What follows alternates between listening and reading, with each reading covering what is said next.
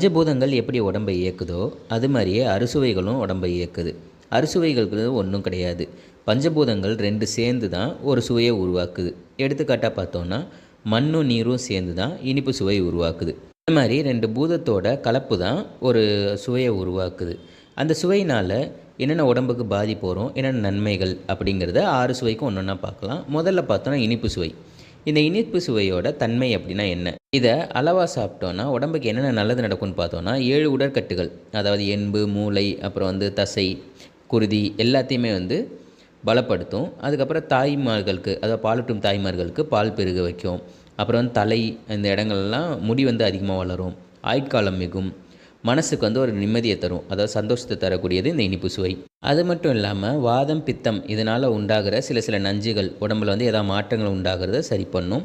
குரல் வலை ரொம்ப தெளிவாகும் அப்படின்னு சொல்லப்பட்டிருக்கு. அது மட்டும் நம்ம உள்ளுறுப்புகள் எல்லாமே அதோட செயல்களை ஒழுங்காக செய்கிறதுக்கு, அந்த இயக்கத்தை ஒழுங்காக பண்ணுறதுக்கு இந்த இனிப்பு சுவை மிகுதியாக உதவி பண்ணுது அப்படின்னு சித்தர்கள் சொல்லியிருக்காங்க.